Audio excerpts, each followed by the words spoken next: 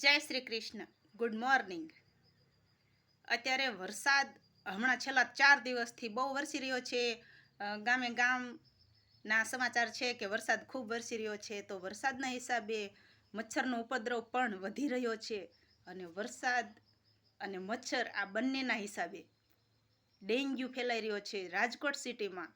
Comment મને હતી એટલે જણાવી છું કે ડેન્ગ્યુથી બચવા માટે પહેલાં તો આપણા ઘરમાં ડેન્ગ્યુ આવે જ નહીં, ડેન્ગ્યુ વાયરસ આપણા ઘરમાં ન પ્રવેશે એટલા માટે તુલસીનો ઉકાળો પીવો, તુલસીનો ઉકાળો ઘરના સભ્યોને પણ પીવડાવો.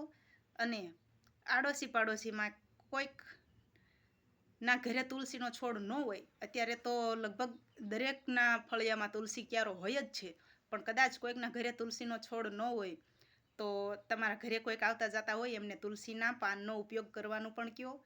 તુલસી આપણા ઘરના 70% દર્દને, 70% વાયરસને આપણા ઘરમાંથી નાબૂદ કરી નાખે છે. ડૉક્ટર પાસે પણ જવાની જરૂર નથી પડતી.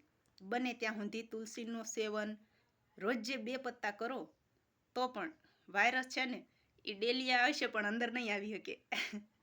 એટલે તુલસી આપણી માં કહેવાય છે.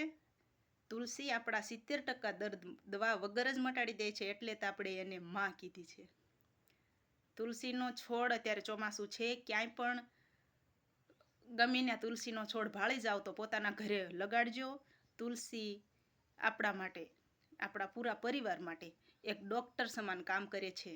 કારણ કે તુલસીથી જે આપણે એલોપેથિક દવા લેવી છે ડૉક્ટર પાસેથી, એનેથી આપણને શરીરમાં ક્યારેક આડઅસર પણ થાય છે. મને પણ થઈ હતી અને મને ક્યારેક દવાખાને ગયા હોવી એટલે ખબર છે મને. કારણ કે જો તુલસીનો ઉપયોગ કરી લેવી છે ને તો એવી બધી અસર નથી થતી. અને દવાખાને જાવી અને જે ડૉક્ટર શરદી ઉધરસની દવા આપે ને એમાં શરદી હુકાવાની દવા હોય. અને શરદી હુકાય, શરદી એટલે પ્રવાહી વસ્તુ છે, અને શરદી હુકાય એટલે શરીરનું પાણી પણ હુકાય, એટલે શરીરમાં ગળામાં બળે અને મગજમાં ને બધે સારું ન લાગે એવું બધું પણ બેચેની જેવું થતું હોય છે, કારણ કે પાણી હુકાય ને એટલે. તો માટે ડૉક્ટરની સંપર્કમાં ઓછા રહ્યો અને ઘરે તુલસીનો છોડ વાવો. તુલસી આપણા ઘરનો ડૉક્ટર છે. આજુબાજુના માણસોને પણ પીવડાવો અને પોતે પણ તુલસીનો ઉકાળો પીવો, જેથી કરીને ડેન્ગ્યુ આપણા ઘરમાં ન પ્રવેશે. જય શ્રી કૃષ્ણ. ખુશ રહેજો, પોતાનું ધ્યાન રાખજો. મસ્ત રહો, સ્વસ્થ રહો, તંદુરસ્ત રહો. બાય.